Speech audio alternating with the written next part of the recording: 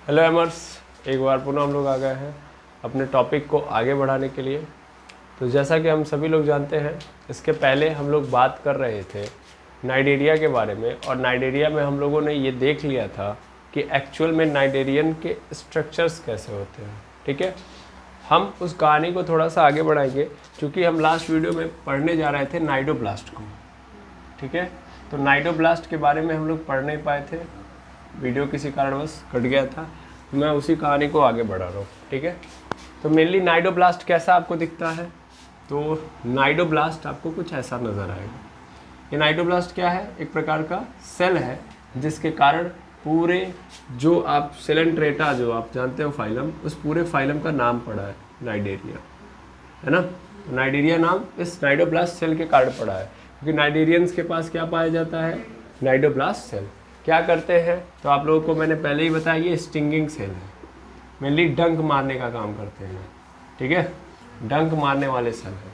ठीक है, या सीधा सीधा बोला जाए तो इन सेल का काम है अटैक करना।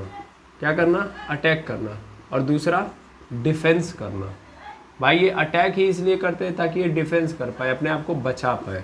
जब इनको लगता है कि कोई इनकी ओर आ रहा है जो इनको नुकसान पहुंचा सकता है, मेनली हर ऐसे ऑर्गेनिज्म जो कमज़ोर हैं, उनको लगता है कि जो भी व्यक्ति आएगा या जो भी लोग आएंगे उसको क्या करने आएगा? मारने ही आएगा या उसको नुकसान ही पहुंचाने आएगा। तो अपने बचाव के लिए पहले से क्या होता है? तैयार रहता है। जैसे आप सांप के पास जाएंगे तो सांप को अगर आप टच कर रहे हैं, भले ही आप ना सोचें कि हम उसको मारेंगे या पीटेंगे या कुछ भी करेंगे, लेकिन फिर भी सांप को यही लगेगा कि वो मारने ही आ रहा है। रीज़न क्योंकि मोस्ट ऑफ केसेस में सांप को हम मारते ही हैं। अब एक लोग दयालु बन जाते हैं तो ऐसा नहीं कि सांप बेचारा सोच के कि हाँ ये दयालु है।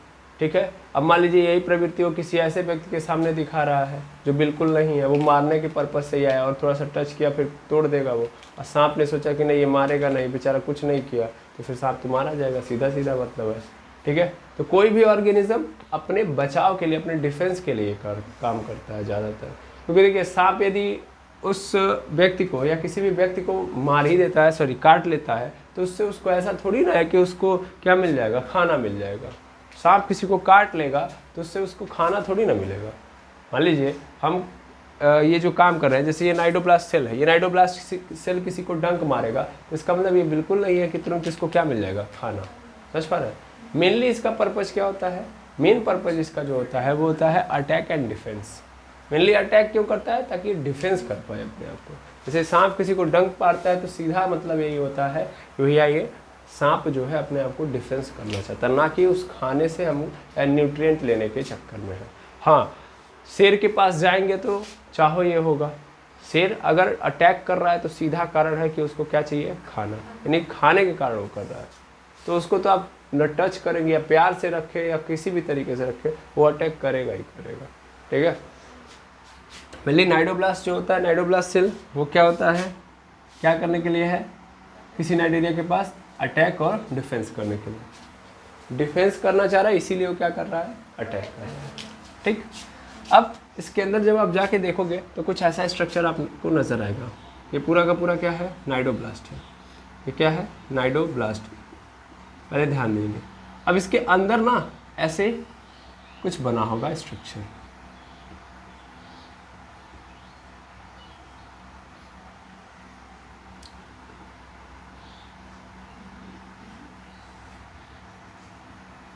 ऐसे करके स्ट्रक्चर है। ठीक है, ऐसे ये पूरा का पूरा नाइडोब्लास्ट है। और ये जो आपको ये थैली टाइप में नज़र आ रहा है, या ये जो ट्यूब है, मेनली इसमें भरा होता है पूरा का पूरा टॉक्सिन। समझ पा रहे हैं? इसमें भरा होता है। ठीक, इसको हम लोग क्या नाम देते हैं? इसको हम लोग बोलते हैं नेमोसिस्ट। इसको हम लोग नाम देते हैं नेमोसिस्ट। इसको नेमोसिस्ट जानते हैं। इसी नेमोसिस्ट के अंदर क्या भरा हुआ है? तो भरा हुआ है पूरा का पूरा वो जो टॉक्सिन वाला लिक्विड है, वो कहाँ भरा है? नेमोसिस्ट के अंदर। अब मेनली देखेंगे क्या होगा यहाँ से। एक्चुअल में ये जो स्ट्रक्चर है मेनली आपको हमेशा ऐसा नहीं दिखाई देगा, ये जो होता है वो चेंज होते रहता है। मतलब सिंपल समझिए, अभी आप जो देख रहे हो वो थोड़ा सा है, अभी पूरा अगर मैं बनाऊँ तो पूरे में आप देखोगे ना तो ऐसे ट्राइंगुलर शेप में कुछ ऐसे आया होगा। ठीक है ना, समझिएगा ध्यान से, ऐसे कुछ ट्यूब आए होंगे। ये ट्यूब किस शेप में है? ट्रायंगुलर शेप में। इसके अंदर ऐसे क्या होंगे? बिखरे होंगे, ठीक। और नीचे से ये जो नेमोसिस्ट है, यहाँ से क्या निकल रहा होगा? फाइबर्स निकल रहे होंगे। क्या निकल रहे होंगे? फाइबर्स। इसको हम लोग नाम देते हैं लेजो। क्या देते हैं? लेजो। ये लेजो क्या है? ये एक प्रकार के फाइबर है। फाइबर समझ पा रहे हैं? जो कनेक्ट करके रखे होंगे इस नेमोसिस्ट को किसके साथ? इस पूरे स्ट्रक्चर के साथ, ठीक है। अब होता क्या है कि जब हमारा ये जो नाइडेरिया है, या नाइडेरिया के अंदर जो नाइडोब्लास्ट वाला ये पोर्शन है, मतलब सिंपल समझो यार, सिंपल समझो कि अभी ये क्या है? सोया हुआ है। अभी क्या है? ये सोया हुआ है, ठीक। अभी इसके सामने कोई भी ऐसा नज़र नहीं आ रहा है जो इसको नुकसान पहुंचा सकता है, तो ये चुपचाप क्या है? बैठा हुआ है। लेकिन सपोज कर लो कि अगर इसके सामने कोई भी आ गया, ठीक है, तो थोड़ा स्ट्रक्चर और हम डीप करेंगे तो देखिएगा यहाँ पे ऐसे नुकीला टाइप का स्ट्रक्चर ऐसे निकला होगा, ठीक है, ऐसे नुकीला होगा। इसको हम लोग नाम देते हैं नाइडोसिल। क्या नाम देते हैं?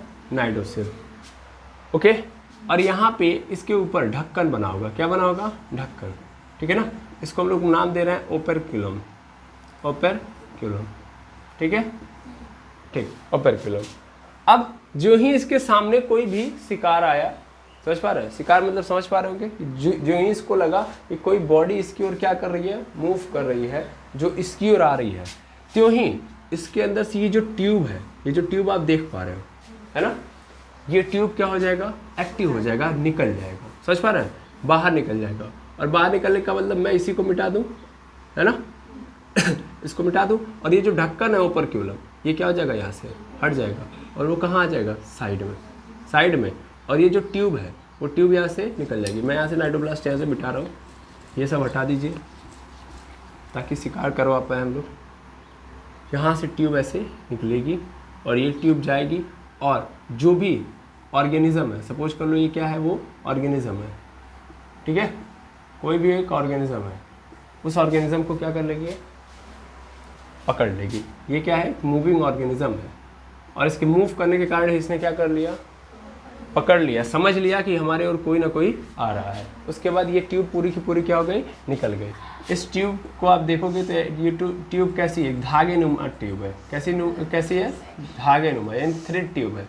और इस पूरी कहानी को, मतलब अगर आप ध्यान से देखोगे, ये पूरा जो ऑब्जर्वेशन आप देख पा रहे होगे, इसको हम लोग क्या बोलते हैं? साफ्ट बोलते हैं। क्या बोलते हैं? साफ्ट। साफ्ट क्या है? तो पूरा पोर्शन ही क्या कहलाएगा? साफ्ट, ठीक है। हाँ, ये जो पूरा ट्यूब ही पूरा का पूरा निकल के गया है, ये पूरा का पूरा क्या कहलाएगा? साफ्ट। और इस ट्यूब को हम लोग कैसा मान रहे हैं? थ्रेड जैसा, धागे नुमा ट्यूब मान रहे हैं, ठीक है। क्या बात समझ में आई? तो शिकार कैसे करता है, क्या होता है नाइडोब्लास्ट? आई होप समझ में आ गया होगा। हाँ, लेकिन अभी आपको लेजो नहीं समझ में आया होगा। लेजो यानी फाइबर का क्या उपयोग है? तो मेनली ये बताओ कि ये पूरा झटके से निकलेगा, झटके से ये पूरा का पूरा साफ्ट निकलेगा, ये जो ट्यूब है वो बाहर निकलेगा और जाके ऑर्गेनिज्म को कैच कर लेगा, पकड़ लेगा। तो ये जो पूरा का पूरा सिस्टम है नेमोसिस्ट का, ये भी ना उस साफ्ट के साथ बाहर चला जाए, उस कारण इसको पकड़ के मजबूती प्रदान करने के लिए लेजो दिया जाता है। लेजो एक फाइबर है। क्या हुआ? क्या एक बार? नहीं, वो पूरा कनेक्टेड है, ठीक है ना। यहाँ से फाइबर्स निकला जो है वो कनेक्टेड है, वो अपने अगल बगल वाले पार्ट से क्या है? कनेक्टेड है, उसको पकड़ के रखा हुआ है। समझ पा रहे हैं? वो क्या करेगा? इसका काम है प्रोटेक्ट करना या इसको मूव करने से बचाना। किसको? नेमोसिस्ट को। क्लियर है? ठीक है, आई होप समझ में आ गया होगा। तो पूरी कहानी ऐसे चल रही है, ठीक। कैसे चल रही है एकदम एक एक पॉइंट में समझा जाए। तो मैं इसको मिटा रहा हूँ, फिर एक बार पुनः देख लेते हैं ताकि चीज़ें क्लियर हो जानी चाहिए।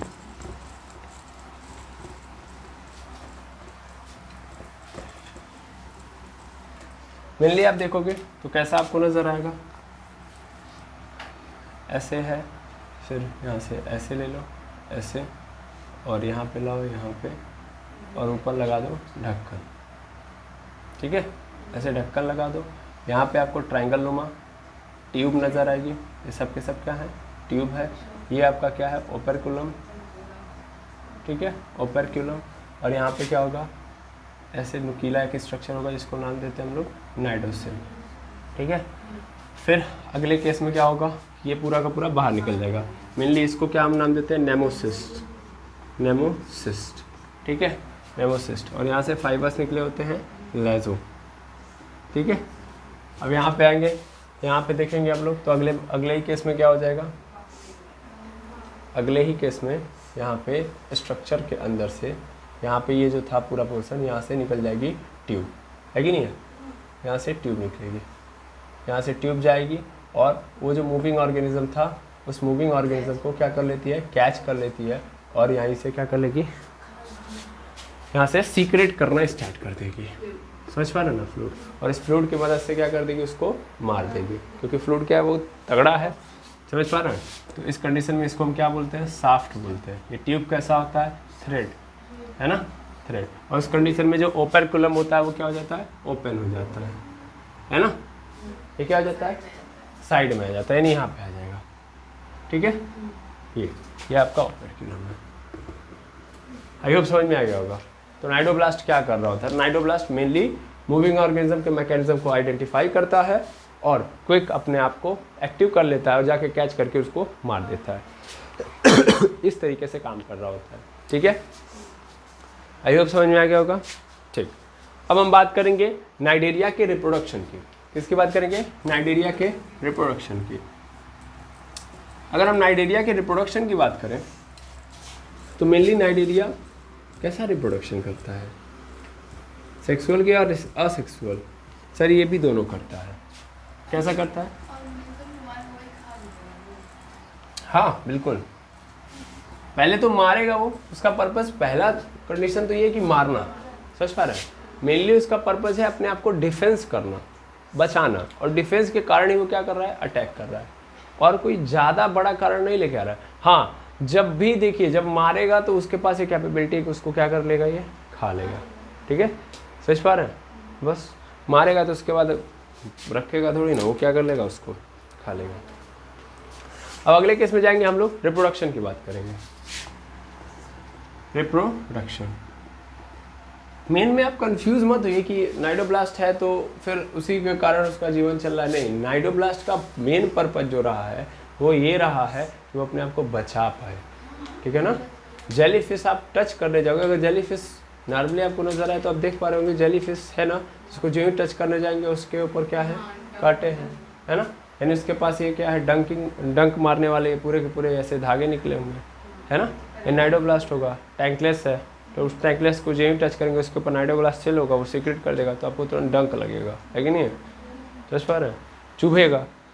तो इससे क्या, आप उसको पकड़ नहीं पाएंगे, और अगर उसको पकड़ नहीं पाएंगे तो दैट मीन्स आप उसकी प्रजातियों को नुकसान ज़्यादा नहीं पहुंचा सकते। समझ पा रहे हैं, तो वो स्पेसीज ज़्यादा नहीं मारी जाएगी। अब मगरमच्छ है, मगरमच्छ का हम शिकार कर लेंगे, इतना आसान नहीं है मगरमच्छ का शिकार करना, है कि नहीं। अब मछली का शिकार करना आसान है, समझ पा रहे हैं। मछली में भी हम छोटी मछली का कर सकते हैं, जिसके पास ऐसे नहीं है कि जिनको हम आसानी से वो नहीं कर सकते। देखिए, मगरमच्छ का भी शिकार किया जाता है, बट क्या है कि आप उस तरीके से, उस स्तर से नहीं कर सकते जिस तरीके से आप मछलियों का शिकार करते हो, क्योंकि मगरमच्छ की जो बॉडी होती है, बॉडी स्ट्रक्चर जो होता है, और स्वयं मगरमच्छ के पास खुद इतनी स्ट्रेंथ होती है कि उसको मारना पॉसिबल नहीं है ना। मछलियों में भी आप उन्हीं मछलियों का शिकार कर पाते हो जो नॉर्मली छोटी हैं या आपके हैंडल करने लायक है। शार्क का शिकार नहीं करने जाएंगे, है कि नहीं, मतलब ऐसा तो है नहीं कि शार्क आ गए और शार्क का आप क्या करेंगे, ऐसे कटिया फेंकेंगे और क्या निकाल देंगे शार्क, तो वो भी पॉसिबल नहीं है। जाल फेंकेंगे, उसमें क्या आ जाएगी, शार्क, है ना। अगर वो आ गई तो फिर आप नहीं रहेंगे, ये भी है, तो आप उसका शिकार नहीं करेंगे।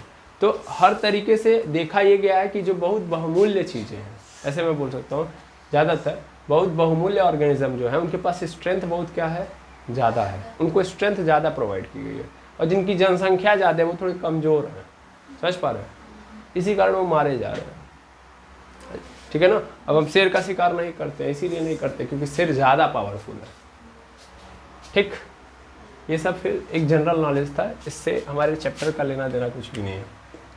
अब रिप्रोडक्शन, तो रिप्रोडक्शन ये दो तरीके से करता है, एक तो ये एसेक्सुअल और दूसरा सेक्सुअल। ठीक है। अब मेनली असेक्सुअल के अंदर आप जानते हैं कई सारे तरीके होते हैं। पॉरीफेरा की बात करें तो कैसे कर रहा था, फ्रेगमेंटेशन के थ्रू, टुकड़ों में, लेकिन यहाँ पे कैसे करेगा, बर्डिंग के थ्रू। कौन, नाइडेरिया। नाइडेरिया क्या करेगा, बर्ड्स बनाएगा। बर्ड्स आप जानते हैं, है ना, मेनली क्या होता है, आउट ग्रोथ होती है। आउट ग्रोथ मतलब आपके बॉडी से का एक स्ट्रक्चर ही जो है वही क्या होता है, एक्सटर्नली थोड़ा सा बाहर आ जाता है ना, तो थोड़ा सा बाहर आ जाता है, फिर वही बाद में धीरे धीरे और ग्रो करके क्या हो जाता है, एक नया ऑर्गेनिज्म बन जाता है, ठीक है ना। बडिंग मतलब आउट ग्रोथ से पैदा होने वाले। तो कैसे होगा, मान लीजिए ये पूरा का पूरा मैंने हाइड्रा रखा। अच्छा, हाइड्रा की एक कहानी और भी मैं समझाऊंगा, पहले आप इतना देखिएगा। ये मान लीजिए है यहाँ पे, ये आपका हाइड्रा है, मान लीजिए हाइड्रा है, और बगल में क्या है, हल्का सा आउट ग्रोथ नज़र आया, ठीक है ना। फोड़ा टाइप में होता है ना, फोड़ा, तो ऐसे फोड़े टाइप में होता है, सूजन आ जाती है। सर्वर पे आपके चोट लग गई नॉर्मल, तो सूजन आ जाती है, तो सूजन आती है, तो वैसे ही होता है यहाँ पे, ठीक है। अभी आउट ग्रोथ आ गया, अब धीरे धीरे क्या होगा, थोड़ा और डेवलप होगा, फिर यहाँ से टूट के क्या कर देगा, ये खुद में एक नया ऑर्गेनिज्म बन जाएगा, है ना, क्लियर है। और नॉर्मली क्या हो रहा होता है, सेल डिवीज़न के थ्रू ही आगे ग्रो कर रहे होते हैं, ये तो सबको पता है ना भाई। ऑर्गेनिज्म की अगर वृद्धि हो रही है तो 100% क्या हो रहा है, सेल डिवीज़न हो रहा है, ठीक है। तो इस तरीके से होते हैं। ये क्या है, असेक्सुअल रिप्रोडक्शन। लेकिन हाँ असेक्सुअल रिप्रोडक्शन बडिंग के थ्रू करते हैं ये, ठीक है ना। हाइड्रा है ये, क्या है, हाइड्रा। अच्छा, एक बात आप समझ लेंगे, इसके पहले वाली क्लास में भी मैंने बताया था असेक्सुअल एंड सेक्सुअल, और मैंने वहाँ पे एक नाम लिया था, एक प्रोसेस लिया था जिसका नाम था मेटाजेनेसिस, यस और नो, मेटाजेनेसिस बताया था। और वहाँ पे हम लोगों ने ये सीखा था कि इसमें क्या होता है कि अल्टरनेशन होता है जनरेशन के अंदर, है कि नहीं है, यानी इंटरचेंज करते हैं। जैसे आपको पता है कि ये जो पूरा का पूरा नाइडेरिया है वो दो ग्रुप के अंदर है, एक तो सेसाइल है और दूसरा फ्रीली मूव करने वाला है। सेसाइल मतलब जो आसानी से मूव नहीं कर सकते। अभी मैं इस पर भी एक बात बताऊंगा। बात क्या है कि जैसे मैं हाइड्रा को मूव करते हुए दिखाऊंगा, मेरे लिए हाइड्रा क्या होते हैं, मूव नहीं करते हैं, वो फिक्स होते हैं। लेकिन यार हम जब फिक्स बोलेंगे तो वो गलत है, समझिएगा ध्यान से। मैं ये बात ज़रूर बोलूँगा कि सेसाइल मतलब ये ज़रूर याद रखिएगा कि 100% प्योरिटी नहीं है कि मूव करबे नहीं करेंगे। यस, ये मूव नहीं करेंगे, ये मूव नहीं करेंगे, लेकिन एकदम फिक्स नहीं है, ये समझना जरूरी है, ठीक है ना, क्लियर ना। ये बात याद रखिएगा, सेसाइल मतलब एकदम फिक्स नहीं है, मूव नहीं कर रहे होंगे लेकिन एकदम फिक्स नहीं, इतनी बात ध्यान देंगे। अब चलिएगा ध्यान से समझिएगा। तो हम लोगों ने उसमें ये देखा था कि उसमें हम दो तरीके के देखते हैं, एक तो होता है पॉलिप और एक दूसरा होता है मेडुसा। यानी जो सेसाइल होते हैं वो पॉलिप कहलाते हैं और जो फ्री स्विमिंग कर रहे होते हैं उनको मेडुसा के अंदर डालते हैं, ठीक है। और बहुत ऐसे ऑर्गेनिज्म होते हैं जो पॉलिप हैं फिर किस में कन्वर्ट हो जाते हैं, मेडुसा में, और मेडुसा है तो पॉलिप में। मैंने इसके लिए एग्जांपल लिया था ओबेलिया का, याद होगा आपको, ओबेलिया और फाइजेलिया दो ऑर्गेनिज्म थे। ये दोनों क्या करते हैं, ये अगर पॉलिप में है तो किस में कन्वर्ट हो सकते हैं, मेडुसा में, और मेडुसा में है तो पॉलिप में, ठीक है। लेकिन ये सबके अंदर नहीं होता है। मतलब ये जो हाइड्रा है, हाइड्रा ऐसा नहीं होगा कि सपोज करिए कैसे किस में आएगा, सर ये सेसाइल वाले में आता है, दैट मीन्स पॉलिप है ये, है ना। तो अब ऐसा नहीं होगा कि ये रिप्रोडक्शन करके जो नया ऑर्गेनिज्म बनाएगा, यानी नया हाइड्रा जो बनाएगा वो क्या बन सकता है, सेसुला, क्या बोलते हैं, मेडुसा, है कि नहीं, ऐसा पॉसिबल नहीं है। ओबेलिया और फाइजेलिया ये जो लोग हैं इनके पास ये शक्ति है कि वो अपने आप अंदर क्या कर सकते हैं, इंटरचेंज कर सकते हैं, अल्टरनेशन दिखा सकते हैं। सबके पास वो शक्ति नहीं है ना। ये जिस ग्रुप में है, बाकी लोग जिस ग्रुप में है उसी ग्रुप में रहेंगे, वो अपने अंदर इंटरचेंज नहीं दिखाएंगे। इस बात को आप ध्यान देंगे, कुछ ही लोगों के पास ये शक्ति है, क्लियर, बिल्कुल, ये बात दिमाग में रखेंगे। अब देखिएगा अब असेक्सुअल कैसे होता है ये तो समझ में आ गया। अब आपके मन में चल रहा होगा सेक्सुअल रिप्रोडक्शन कैसे कर रहे हैं, है ना। तो सेक्सुअल रिप्रोडक्शन के अंदर हम लोगों ने समझा हुआ है, क्या समझा हुआ है सर, सेक्सुअल रिप्रोडक्शन कैसे होता है। सर सेक्सुअल रिप्रोडक्शन का मतलब दो चीज़ें चाहिए हमको, एक तो मेल गैमेट सेल, दूसरा फीमेल गैमेट सेल। बिना इन दोनों के कभी भी सेक्सुअल रिप्रोडक्शन होगा ही नहीं, ठीक है। तो मेनली होता क्या है कि ये जो हाइड्रा आपको दिख रहा है,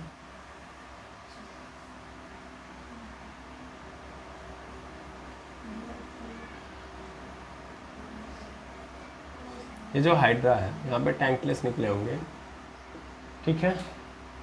इसके ऊपर यानी यहाँ पे इस लेयर पे क्या होंगे, कॉनिकल, कैसे, कॉनिकल शेप में, ठीक है। मैं डायरेक्ट कॉनिकल शेप ही बना रहा हूँ, ठीक है, ताकि कन्फ्यूजन ना हो, ठीक है।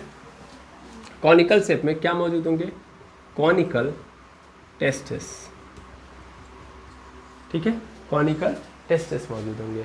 और जस्ट उसके नीचे यहाँ पे क्या मौजूद होगा, ओवरी, क्या मौजूद होगा, ओवरी, ठीक है, दिखा, ये क्या है आपका ओवरी, इसमें कोई दुविधा नहीं, बिल्कुल नहीं, क्लियर है। अब समझिएगा ध्यान से, क्या दिख रहा है कि ये जो हाइड्रा है इसके पास कॉनिकल टेस्टिस। अब आपके मन में चल रहा होगा सर टेस्टिस से क्या मतलब है, आपको पता होना चाहिए टेस्टिस क्या क्या प्रोड्यूस कर रहे होते हैं, गैमेट्स, है ना, स्पर्म सेल को यही बना रहे होते हैं, है ना, यानी मेल गैमेट को बनाने का काम कौन करते हैं, कॉनिकल टेस्टिस। और एग सेल को कहाँ बनाया जाता है सर, ओवरी के अंदर, है कि नहीं है। अब अगर मैं ध्यान से देखूँ तो इसका मतलब मैं यहाँ पे बोल सकता हूँ कि ये क्या है, यहाँ पे मेल गैमेट सेल मिल जाएगा, यहाँ पे फीमेल गैमेट सेल मिल जाएगा। और यहाँ पे ये ध्यान से देखो कि एक ही बॉडी के अंदर दोनों मिल जा रहे हैं। तो इस कंडीशन में ऐसे ऑर्गेनिज्म को हम लोग क्या नाम देते हैं, हम लोगों ने पहले भी पढ़ा है, हाँ या ना, है, हम लोगों ने कल ही पढ़ा था, नहीं बाइसेक्सुअल फ्लावर के लिए हम लोग यूज करते हैं, लेकिन अगर एक ही ऑर्गेनिज्म, लिविंग ऑर्गेनिज्म के अंदर दोनों प्रेजेंट हैं तो उस कंडीशन में हम उस ऑर्गेनिज्म को क्या नाम देते हैं, हाँ, नहीं, अरे वो तो पॉलिनेशन दूसरी चीज़ हो जाएगी ना, पॉलिनेशन का मतलब ट्रांसफ़र करवा रहे हैं हम, ठीक है। अब अगर वो ट्रांसफ़र एक ही से, मतलब मान लीजिए हम फर्टिलाइजेशन करवाना चाहते हैं तो एग सेल के पास जो ओवम जो जर्म सेल है, या सीधा सीधा बोला जाए मेल गैमेट सेल है, वो खुद का आ रहा है, यानी इसी का आ रहा है जिस बॉडी का है, जब जिस बॉडी के अंदर एग सेल है उसी बॉडी का क्या आ रहा है, मेल गैमेट सेल आ रहा है, तो उस कंडीशन में वो सेल्फ पॉलिनेशन होगा, ठीक है ना, खुद से ही करा ले रहा वो। और अगर क्या हो रहा है, दूसरे का हो रहा है, तो क्रॉस पॉलिनेशन बोला जाता है, ठीक है ना। इसमें हम क्या देखेंगे,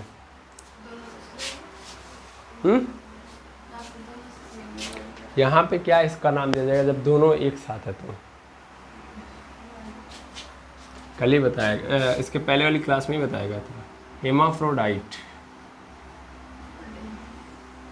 ऐसा नो, याद आ रहा है आपको, दोनों पाया जाता है, ठीक। तो ये हेमाफ्रोडाइट्स ऑर्गेनिज्म है, क्लियर है। अब थोड़ा सा और हम समझाएं इसमें, तो एक सबसे अच्छी बात ये जान लीजिएगा, अच्छी है कि खराब है वो बाद में आप देखिएगा, इसमें कभी भी जो देख रहे हैं आप, यानी मेल गैमेट सेल है, इसके पास फीमेल गैमेट सेल है, तो यहाँ पे ये जो मेल गैमेट सेल है ये अपने ही ओवरी के पास नहीं आएगा, दैट मीन्स सेल्फ पॉलिनेशन नहीं होगा यहाँ पे, समझ पा रहे हैं, मैंने बोला कि ये जो मेल गैमेट सेल है ये अपने ही ओवरी यानी अपने फीमेल गैमेट सेल के साथ नहीं मिलेगा, ये मेल गैमेट सेल किसी दूसरे हाइड्रा की ओवरी के साथ कनेक्ट होगा, समझ पा रहे हैं। तो सेल्फ पॉलिनेशन नहीं होता है, क्या होता है, क्रॉस पॉलिनेशन, दैट मीन्स हमारे पास यहाँ पे कोई दूसरा हाइड्रा है, ठीक है, ठीक है, यहाँ पे दूसरा हाइड्रा है, ये उसकी क्या है, ओवरी है, ये क्या है इसका, ये मेल गैमेट सेल यानी कॉनिकल टेस्टिस है। तो यहाँ वाला जो क्या होगा, यहाँ का जो मेल गैमेट सेल होगा वो कहाँ पे आएगा, इसके ओवरी के पास, ठीक है, और यहाँ वाला इसके पास, जो नहीं इसी का है कहीं से भी आ सकता है, दैट मीन्स यहाँ पे क्रॉस पॉलिनेशन होता है कि नहीं है, क्रॉस पॉलिनेशन, सेल्फ पॉलिनेशन नहीं होता है, ठीक है, क्रॉस पॉलिनेशन होता है। आई होप समझ में आ गया होगा। सेक्सुअल रिप्रोडक्शन कैसे होता है, क्लियर है, और sexual reproduction through the body, clear, concept clear, ठीक। अब एक और चीज़ देख लेते हैं जो बड़ी इंपॉर्टेंट है, इसलिए हम लोग क्या करेंगे, इस पूरी कहानी को ख़त्म करने के बाद एक लास्ट और चीज़ देखेंगे, और वो क्या है, वो ये है कि अभी तक हम लोगों ने सही मायने में ना हाइड्रा के बॉडी स्ट्रक्चर को पढ़ा नहीं है, हमने वो सिर्फ ऊपर ऊपर पढ़ा है, क्योंकि पॉलीफेरा के अंदर हम लोग जाके अंदर तक देखे थे, ऐसा ना कि अंदर की कहानी है, कौन से सेल पाए जा रहे हैं, आखिर पॉलीफेरा के अंदर ये क्या हो रहा है, पॉलीफेरा कैसे ये जीवित है कि नहीं है, कौन कौन से सेल लगे हैं, कौन कौन सा फंक्शन है, ये सब हम लोगों ने पॉलीफेरा में बात की थी। लेकिन अभी तक हाइड्रा कह रहा हूँ मैं, नाइडेरिया के अंदर के स्ट्रक्चर को हम लोगों ने नहीं देखा है, यानी इंटरनली सेलुलर लेवल तक के स्ट्रक्चर को नहीं देखा, अभी ऊपर ऊपर तक देखा है। तो हम क्या देखेंगे, उसके इंटरनल स्ट्रक्चर को। ठीक है, तो चलिए उसको देख लेते हैं, उसके बाद ये कहानी खत्म हो जाएगी। चलिए देखते हैं आगे।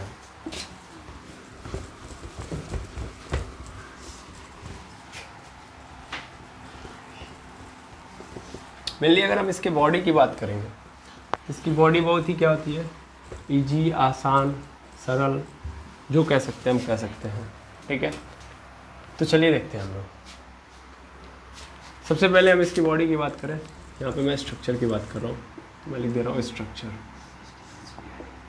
ठीक है, अगर आप इसके स्ट्रक्चर की बात करोगे तो मेनली आपको सबसे बाहर की ओर, जैसे आप सभी लोगों को पता है कि कोई भी एनिमल है, उस एनिमल की बाहरी लेयर कौन बनाता है सर, एपिथेलियल, है ना, एपिथेलियल टिश्यू।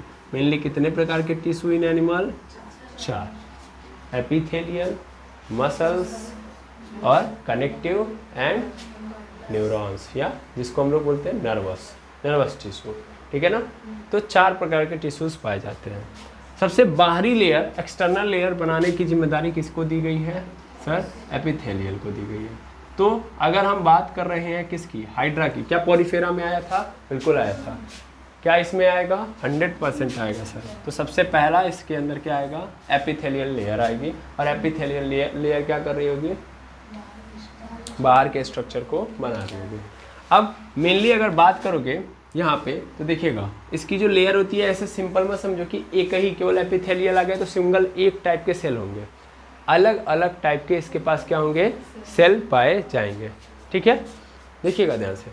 मेनली अगर आप बात करोगे तो देखना ध्यान से, ये सेल, फिर एक दूसरा, फिर एक तीसरा, फिर एक चौथा, फिर 5वां, 6ठा, नंबर मत याद रखिए।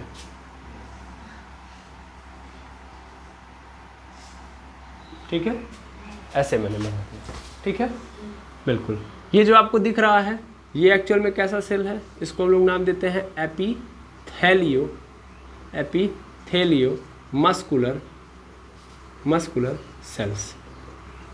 ये कौन है, एपिथेलियल मस्कुलर सेल्स। तो ये तो एक्चुअल में एक्सटर्नल लेयर बनाने का काम करते हैं, दैट मीन्स एपिथेलियल टिश्यू के पार्ट है। लेकिन प्रॉब्लम ये है कि सिर्फ बेचारी अकेले नहीं होते, कुछ और एक्स्ट्रा सेल भी आते हैं। ठीक है, एक्स्ट्रा सेल मैं यहाँ पे बना दे रहा हूँ। ठीक है, ये एक्स्ट्रा सेल है, और इसी में नाइडोब्लास्ट भी कहीं कहीं आपको नजर आएगा। नाइडोब्लास्ट को मैं ऐसे दिखा दे रहा हूँ। ठीक है, नाइडोब्लास्ट भी क्या होगा, इसी बॉडी के बीच में लगा होगा, ऊपर ही लगा होगा, है ना, क्लियर है। गोलाकार वाला आप क्या समझेंगे, एपिथेलियो मस्कुलर सेल्स, वो सेल्स एपिथेलियो वाले हैं। ये जो आपको दिख रहा है, इसको एक्चुअल में टोटिपोटेंट सेल बोलते हैं। ठीक है, ये एक्चुअल में हाइट, मतलब जिस बॉडी के अंदर लग जाता है उसको कुछ एक्स्ट्रा फीचर प्रोवाइड करता है। अभी वो एक्स्ट्रा फीचर क्या है, तो एक्चुअल में जो सेसाइल बॉडीज हैं उनको कूदने फांगने का ऑप्शन दे देता है वो, समझ पा रहे हैं, यानी वो कूद सकते हैं, अपने आप को मरोड़ सकते हैं। दैट मीन्स सीधा बोलूँ ना तो अपने आप को बेंड कर सकते हैं। ये हाइड्रा नॉर्मली ऐसा है, सपोज करिए ऐसे खड़ा है। ठीक है, समझिएगा ध्यान से, ऐसे है, यहाँ भी, यहाँ भी, यहाँ भी, यहाँ भी, यहाँ भी। ठीक है, अब अगले ही कंडीशन में ये कुछ ऐसा हो जाएगा,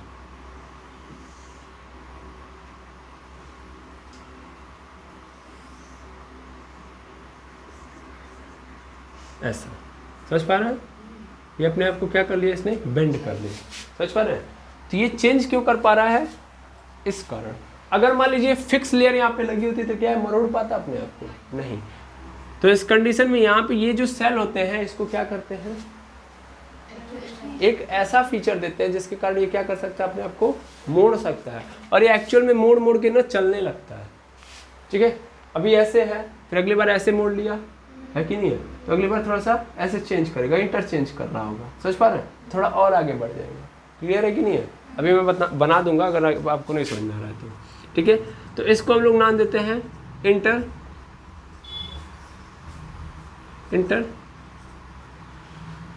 अरे भाई लिखा हो जल्दी, इंटरस्टिशियल सेल। ठीक है, क्या है, जिसको टोटिपोटेंट सेल मैंने बोला। ठीक है, क्लियर से, क्लियर है ये। ठीक, इसके बाद ये क्या आपका, ये तो आपका नाइडोब्लास्ट है। बोला ना एक्स्ट्रा फीचर देते हैं। अब ये जो पूरी की पूरी लेयर बनी है ये है आपका एपिथेलियल, ठीक है, ये क्या बना है आपका एपिथेलियल, ठीक। अब इसके बाद एक और लेयर आती है, कौन सी लेयर आती है सर?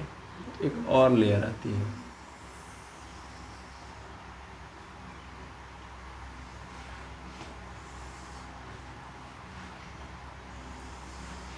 ठीक, देखिएगा। और यहाँ पे क्या होता है, तो यहाँ पे कुछ फ्लूइड भरा होता है, फ्लूइड बोल सकते हैं या लेयर बोल सकते हैं, not fluid, it is a layer, okay. बस फ्लूइड जैसा आपको नजर आएगा। और उस फ्लूइड का क्या नाम है, उस लेयर का नाम, सॉरी फ्लूइड नहीं है, ये लेयर क्या है, तो वही लेयर है जो पॉरीफेरा के अंदर पाई जाती थी, जिसका नाम है मिजोलिया। मिजोलिया कैसी लेयर है ये? क्या बोला? अच्छा मीजोहाइल, तो बतिया तो वही पढ़ रहा है। तो देखिए देखिए आप लोगों को पता है, हम जानते हैं कि आप लोगों ने पढ़ा है डिप्लोब्लास्ट, है ना। डिप्लोब्लास्ट के अंदर एक तो एंडो और एक तो एक्टो, तीन तरीके, मतलब आप समझते हैं तीन तरीके की जर्म लेयर पाई जाती है। एक है सबसे ऊपर एक्टो, फिर उसके बाद मीजो और फिर एंडो, तीन लेयर हैं, तीन जर्म लेयर हैं। अगर जिनके पास दो पाई जा रही है, इसका मतलब मीजो वाला गायब है और मीजो के जगह पे, मीजो डर्म के जगह पे मीजो हाइल है ना। बस वही कहानी है यहाँ पे। एक्चुअल में मिजोलिया जो है वो क्या है, एक प्रकार से मेजोहाइल के जगह पे ही है, समझ पा रहे हैं ना, मेजोहाइल के जगह पे ही आपको नजर आ रही है, कोई और स्ट्रक्चर नहीं है। आपको ये पता होना चाहिए, क्या पता होना चाहिए कि जब हम लोग पॉलीफेरा देख रहे थे तो उसमें कोई ऐसा एक्सटर्नल इंटरनल फीचर नहीं था, यानी एक्टोडर्म और एंडोडर्म वाली कहानी नहीं थी, नो जर्म लेयर प्रेजेंट। इसमें प्रेजेंट है, दो प्रेजेंट है, और आपको नजर आ रहा है कि बीच में क्या होना चाहिए, बीच में होना चाहिए मीजोहाइल, क्योंकि मीजोडर्म जब हटता है तो उसकी जगह पे एक लेयर बन जाती है और वो क्या बन जाती है, मीजोहाइल। लेकिन क्या आपको याद है कि मैंने उस समय भी बताया था कि मीजोहाइल मतलब it is a non cellular layer, yes no. और ये भी क्या है, मिजोलिया भी क्या है, नॉन सेलुलर लेयर ही है, समझ पा रहे हैं। तो सिमिलर है दोनों, इस बात को याद रखिएगा, ठीक है, नॉन सेलुलर लेयर, क्लियर, ठीक। अब इसी के अंदर एक अनोखी चीज पाई जाती है, इस लेयर के अंदर क्या पाई जाती है, एक अनोखी चीज। इसके पहले भी हम लोगों ने देखा था, पॉलीफेरा जब चल रहा था तो वहाँ भी अनोखी चीज पाई जाती थी। वो क्या कर रही थी, बॉडी को रिजिड बना रही थी, मतलब अलग अलग स्ट्रक्चर के क्या पाए जाते हैं, स्पाइकुलस, है कि नहीं है। अब मेनली यहाँ पे क्या पाया जाता है, तो यहाँ पे इसके पास एक नया फीचर आया, आपको पता है, आप लोगों को पहले ही बता दिया गया था। एक्चुअल में इसके पास न्यूरॉन पाए जाने लगे हैं, है ना।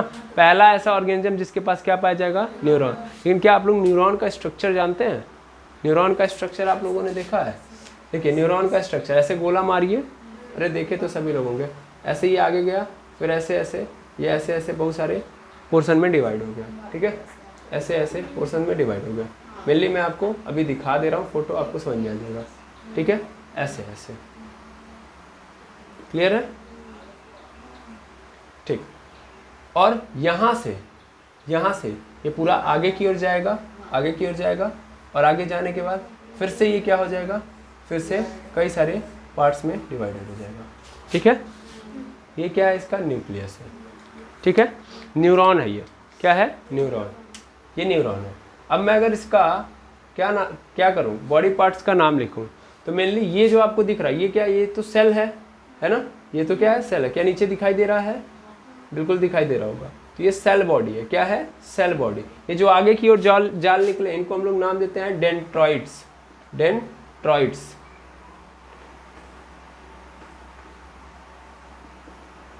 ठीक है, डेंड्राइटिस। और ये जो स्ट्रक्चर आपको पूरा यहाँ से यहाँ तक नजर आ रहा है, इसको हम लोग नाम देते हैं एक्सॉन। क्या नाम देते हैं, एक्सॉन, ठीक है ना। ये सेल बॉडी, ये डेंड्राइट्स आगे के, और ये क्या है, एक्सॉन, ठीक है ना। और ये जो आपको दिख रहे हैं ऐसे ऐसे नुकीले टाइप के होते हैं, ये जाके अगले न्यूरॉन से कनेक्ट होते हैं। ये जाएंगे किसके, देखिए ये आगे स्ट्रक्चर दिख रहा है ना, तो ये पीछे वाला है, देखिए ये पीछे वाला, तो ये पीछे वाला ऐसे ही दूसरा न्यूरॉन होगा जिसके आगे ऐसे बने होंगे, बना होगा। तो उससे जाके ये क्या हो जाएंगे, कनेक्ट हो जाएंगे और एक जाल बना देते हैं पूरी बॉडी के अंदर। समझ पा रहे हैं, ऐसे ही कनेक्ट होते जाते हैं। ठीक है, तो ये जो आपको नजर आ रहा है एक्चुअल में इसको हम लोग बोलते हैं एक्सोनल एंड। क्या बोलते हैं, एक्सोनल एंड। और ये जो आपको नजर आ रहा है इस जो जाके कनेक्ट होता है इसको हम लोग नाम देते हैं सिप्नेटिक नॉब। सिप्नेटिक नॉब। ठीक है, ये जाके क्या हो जाते हैं, अगले वाले के डेंड्रॉइड से क्या हो जाएंगे, कनेक्ट हो जाएंगे। ठीक है, और इस तरीके से पूरी बॉडी के अंदर क्या बन जाता है, जाल। समझ पा रहे हैं, ऐसे ही नर्व्स होते हैं। क्लियर है, पहले इतना आप समझ लेंगे तो बहुत ज़रूरी है समझना। आई होप समझ में आ रहा होगा, है ना। थोड़ा सा अजीबोगरीब बन गया है बट आपको समझ में ज़रूर आएगा। ठीक, गुड, दिखाई तो दे रहा है। ठीक, अब मैं इसको थोड़ा सा आपको इमेज के थ्रू भी दिखा देता हूँ, बिकॉज हमारे पास गूगल है तो कोई दिक्कत है नहीं, देख सकते हैं आप। ठीक है, देखिए सेम स्ट्रक्चर है ना, मतलब ऐसे ही नहीं बना है, मैं समझ रहा हूँ। ये पूरा एक्सॉन है, ये सेल बॉडी डेंड्राइट्स है। ठीक है, और ये आपका क्या है, सिम्नेटिक नॉब है, और ये क्या है, एक्सोनल टर्मिनल बोला है, या मैंने उसी को क्या बोल दिया, एंड। ठीक है, क्लियर है, तो कहानी वही होती है। अभी अब समझ में आ गया होगा, चलिए अच्छी बात है। तो इस तरीके से आपको नजर आएगा, यानी न्यूरॉन पूरा का पूरा इस तरीके से होता है। लेकिन क्या सेम टू सेम वाला न्यूरॉन इसके अंदर पाया जाता है, नहीं। एक्चुअल में इसके अंदर जो न्यूरॉन होता है उसके अंदर एक्सॉन ही नहीं होता है। हाँ, जो किसके अंदर, जो नाइजीरिया के अंदर न्यूरॉन पाया जाता है उसके अंदर क्या नहीं प्रेजेंट होता है, एक्सॉन प्रेजेंट नहीं होता है। तो पहली चीज़ यही ध्यान देंगे। ठीक है, क्या है ये, एक्सॉन प्रेजेंट नहीं है। और एक्सॉन प्रेजेंट नहीं होने के कारण जानते हैं क्या होगा, मैं इसको पूरा मिटा दे रहा हूँ, इसको मैं पूरा मिटा रहा हूँ जानबूझ के, आप लोगों ने लिख लिया होगा। ठीक है, तो थोड़ा समझिएगा। मान लीजिए अगर एक्सॉन प्रेजेंट ही नहीं है, एक्सॉन प्रेजेंट नहीं है, ठीक है, तो अगर इसको कनेक्ट होना है, इसको अगर कनेक्ट होना है, सॉरी, अगर इसको कनेक्ट होगा, ध्यान देंगे। ठीक है, इसको कनेक्ट होना है तो ये किधर से भी कनेक्ट हो सकता है, हाँ या ना, ये जिधर से चाहे उधर से कनेक्ट हो सकता है। तो इसीलिए इसको हम लोग क्या बोलते हैं, ऐसे न्यूरॉन को हम लोग एपोलर न्यूरॉन बोलते हैं। एपोलर न्यूरॉन, समझ पा रहे हैं ना। आप पोलर क्यों बोलते हैं, पोलर हम तब बोलते हैं जब उसका दो एंड फिक्स होता है, मतलब एक एंड जहाँ से कनेक्ट होना है ना, मतलब जिसके थ्रू दूसरा वाला हम क्या करेंगे, कनेक्ट करेंगे। ठीक है ना, तो यानी यहाँ पे देखो, एक तो एक्सॉन टर्मिनल था, दो चीज़ें पकड़ लो, एक्सोनल एंड जिसको मैंने बोला, तो एक्सॉन टर्मिनल ये जाके किसी दूसरे सेल से कनेक्ट होगा, है या ना, और ये किससे कनेक्ट होगा, दूसरे सेल के हेड से कनेक्टेड होगा। हेड मतलब डेंड्रॉइड से कनेक्टेड होगा, जबकि यहाँ का इसी का डेंड्रॉइड जो है वो किससे कनेक्ट होगा, अपने आगे वाले सेल के एक्सॉन टर्मिनल से, या सिम्नेटिक नॉब जो है, मतलब सीधा सीधा मैं बोलूँ तो एक्सॉन टर्मिनल से जाके कनेक्ट होगा, है या ना। मतलब ऐसा होगा ना, अगर क्या एक न्यूरॉन अगर प्रेजेंट है, एक न्यूरॉन के अंदर पूरा का पूरा एक्सॉन भी प्रेजेंट है, तो उस कंडीशन में एक्सॉन टर्मिनल जाके पीछे अपने पीछे वाले सेल के डेंड्रॉइड से कनेक्ट होगा, और जबकि उसका जो डेंड्रॉइड्स है वो किससे जाके कनेक्ट होगा, एक्सॉन टर्मिनल से। लेकिन यहाँ पे ऐसा नहीं है, तो इसलिए इसको अपोलर बोलते हैं। और अगर ऐसा होता तब क्या बोलते हैं, इसको पोलर न्यूरॉन बोलते हैं। केमिस्ट्री के अंदर आपको पता है कि पोलर और नॉन पोलर किसको बोलते हैं, है ना। पोलर का मतलब जब किसी के ऊपर पार्शियल चार्ज जा सकते हैं, that means partial plus partial minus, कोई ऐसा कंपाउंड जो इस तरीके से ब्रेक हो सकता है कि उसके ऊपर क्या हो सकते हैं, चार्ज आ सकते हैं, पार्शियल चार्ज। ठीक है ना, तो क्या कहलाएगा वो, पोलर कंपाउंड। और जिसके ऊपर कोई चार्ज ही नहीं है तो नॉन पोलर हो जाता है, उसी को हम लोग बोल रहे हैं। यहाँ पे कोई चार्जेस जैसा प्रक्रिया बन रहा है क्या, कोई फिक्स एरिया बनाया जा रहा है, इधर प्लस होगा इधर माइनस होगा, नहीं। ठीक है, तो इसलिए क्या है, ये एपोलर है। तो इसके अंदर कैसे न्यूरॉन पाए जाते हैं, एपोलर। आई होप समझ में आ गया होगा। ठीक है, यहाँ पे लिख दीजिएगा, बिकॉज एक्सॉन एब्सेंट। ठीक है, एब्सेंट, क्लियर है। यानी यहाँ पे आपको नजर आएंगे इसके अंदर ऐसे एक्सॉन। ठीक है, समझ पा रहे हैं, ऐसे मैं वैसे ही बना दे रहा हूँ, आप न समझ पा रहे होंगे।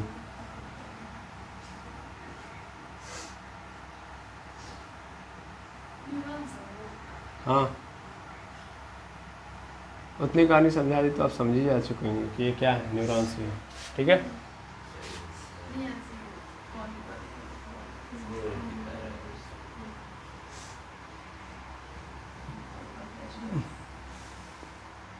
ये क्या है आपके एपोलर न्यूरॉन, ठीक। अब ये बन गया आपका सेकेंड, यानी मेसोलिया वाला लेयर बन गया। अब थर्ड लेयर में जाएंगे तो थर्ड लेयर यहाँ से स्टार्ट होती है, देखिएगा यहाँ से, और यहाँ से स्टार्ट होते हैं कुछ स्पेशल सेल। क्या होंगे? Special cell. या सीधा सीधा मैं बोलूँ, यहाँ पे आप देखिएगा, ये मैं पहले बना देता हूँ, डायरेक्ट इसको बना दूंगा, ज़्यादा आपको समझ में आएगा, ठीक है। ये बन गया। अब देखिएगा, ये जो आप देख पा रहे हो ये क्या है एक्चुअल में? ये है गैस्ट्रोवैस्कुलर कैविटी, है ना, गैस्ट्रोवैस्कुलर कैविटी। अब होगा क्या? बगल में क्या लगे होंगे भाई? यहाँ पे सेल लगे होंगे, अलग अलग प्रकार के क्या लगे होंगे? सेल, ठीक है, सेल लगे होंगे। अब ऊपर की बॉडी तो बनाई नहीं हम लोगों ने, ऊपर की बॉडी बना लेते हैं हम लोग। यहाँ से ऊपर की बॉडी आप बनाओगे तो ऐसे ये ऊपर जाएगा, ठीक है, और यहाँ पे क्या हो जाएगा? ऐसे ढक्कन लग जाएगा, यानी माउथ बन जाएगा। इधर क्या निकले होंगे? टैंकलेस। इन टैंकलेस पे क्या होगा? इन टैंकलेस पे नाइडोब्लास्ट सेल होंगे, समझ पा रहे होंगे? बिल्कुल, नाइडोब्लास्ट सेल होगा। ये क्या है? माउथ है। और यहाँ से क्या आएगा? खाना। क्या आएगा? खाना, फूड आएगा किसके अंदर? गैस्ट्रोवैस्कुलर कैविटी के अंदर। तो जब ये खाना आएगा तो खाने को पचाना पड़ेगा, और ह्यूमन के अंदर डाइजेशन कैसे होता है खाने का? सर, एक तो जगह बनाई गई है और उस जगह के अंदर एंजाइम डाला जाता है। खाने का पाचन वो जगह नहीं करता, एक्चुअल में एंजाइम करते हैं, है ना। यानी अगर खाने को पचाना है तो क्या चाहिए? एंजाइम। वैसे इसके अंदर भी क्या होगा? जब ये खाना आएगा तो फिर क्या इसको चाहिए? एंजाइम। क्या चाहिए? एंजाइम। तो बगल में एक सेल बैठा होगा, वो क्या करेगा? इसको एंजाइम देगा। यानी जो खाना आया है इस खाने के अंदर क्या प्रोवाइड कराएगा? एंजाइम, ठीक है।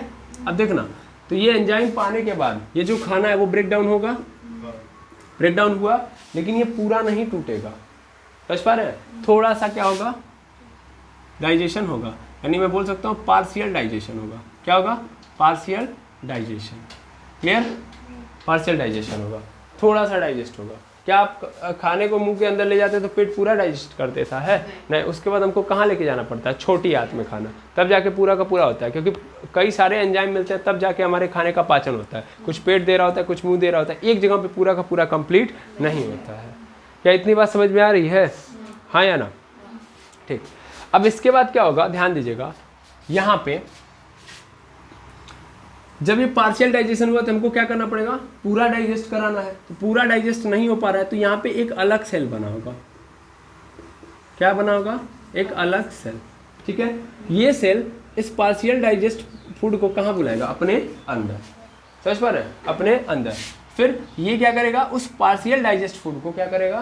पूरा का पूरा पचाएगा, समझ पा रहे हैं? यानी यहाँ पे क्या बोलते हैं? गैस्ट्रोवैस्कुलर कैविटी के अंदर कितने टाइप के सेल होंगे? मतलब उसके जस्ट बगल में दो तरीके के सेल, यानी खाने का पाचन करने के लिए दो तरीके के सेल आएंगे। पहला सेल जिसको हम लोग क्या नाम देते हैं? जिसको हम लोग गैस्ट्रो सेल देते हैं। क्या नाम देते हैं? Gastro cell. इसका काम क्या है? एंजाइम प्रोवाइड करना इन गैस्ट्रोवैस्कुलर कैविटी, ठीक है। और यहाँ पे एक दूसरा सेल जो क्या कर रहा है? खाने को अपनी ओर बुला रहा है और बुला के अंदर पाचन करवा रहा है। इसको हम लोग क्या बोलते हैं? एंडोथेलियो मस्कुलर सेल। समझ पा रहे हैं? मस्कुलर सेल, आई होप समझ में आ गया होगा। तो एंडोथेलियो मस्कुलर सेल नाम देते हैं। ये एंडोथेलियो क्या करता है? खाने को अंदर बुला के इसका पाचन कर रहा होता है। क्लियर है? पूरा बॉडी स्ट्रक्चर समझ में आ गया? चलिए फिर से देख लेते हैं हम लोग। सबसे बाहर एपिथेलियो मस्कुलर सेल्स हैं, उसके बीच में फिर क्या है? इंटरस्टिशियल आप बोल सकते हो, या टोटीपोटेंट सेल बोलते हैं उनको, जो क्या करते हैं? इसको एक एक्स्ट्रा फीचर देते हैं ताकि ये कूद फांग सकता है और एक जगह से दूसरी जगह मूव कर सकता है, ठीक है। फिर बगल में फिर बीच में ही क्या प्रेजेंट रहते हैं? नाइडोब्लास्ट। फिर अंदर जाएंगे तो क्या मिलेगा आपको? मिजोलिया। क्या मिलेंगे? मिजोलिया। देखिएगा मिजोलिया बेचारा गायब हो गया, मैं फिर से डाल दे रहा हूँ। मिजोलिया है ये, ठीक है। मिजोलिया के अंदर क्या प्रेजेंट होंगे? न्यूरॉन। न्यूरॉन मतलब कैसे होंगे? अपोलर होंगे। क्या होंगे? अपोलर। दैट मीन्स इनके पास एक्सॉन नहीं प्रेजेंट होगा।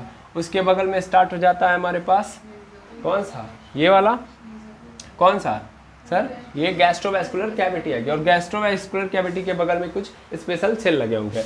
एक तो क्या होगा? ग्लैंड सेल होगा। सॉरी, गैस्ट्रो मत बोलिए इसको, सॉरी गैस्ट्रो ना बोल के इसको ग्लैंड बोलिए, ठीक है ना, क्योंकि एंजाइम सीक्रेट कर रहा है, ठीक है ना, एंजाइम सीक्रेट कर रहा है। तो ग्लैंड का काम होता है एंजाइम को बाहर की ओर सीक्रेट करना, ठीक है ना, एक अंदर कर रहे होते हैं, एक बाहर। दो तरीके के आपको एंजाइम ग्लैंड भी मिलेंगे, है ना। एक क्या होंगे बताइए कौन कौन से, और इंटरनल ग्लैंड, ठीक है ना, एक्सटर्नल ग्लैंड है, इंटरनल ग्लैंड। अच्छी बात है, चलिए समझिएगा। ये ग्लैंड सेल एक्चुअल में ये क्या करता है, एंजाइम देता है कहाँ पे, गैस्ट्रोवैस्कुलर कैविटी में। तो जो खाना आया रहता है वो कहाँ थोड़ा सा डाइजेस्ट हो जाता है, लेकिन पूरा नहीं होता है। तो पूरे के लिए उसको कहाँ जाना पड़ता है, एंडोथेलियो मस्कुलर सेल्स के अंदर। फिर ये जो सेल है ये क्या करता है, खाने का पूरा पाचन करता है। इसका मतलब यहाँ पे जो डाइजेशन हो रहा है वो कितने टाइप का हो रहा है, 2। दिख रहा है कि नहीं दिख रहा है, मैं यहाँ पे लिख सकता हूँ, ऊपर दिख रहा है, डाइजेशन 2 तरीके का हो रहा है, नहीं दिख रहा है, यहाँ पे दिखेगा। तो डाइजेशन जो है 2 तरीके का है, एक तो है एक्स्ट्रा सेलुलर, है ना, एक तो है एक्स्ट्रा सेलुलर और दूसरा है इंट्रा सेलुलर, ठीक है।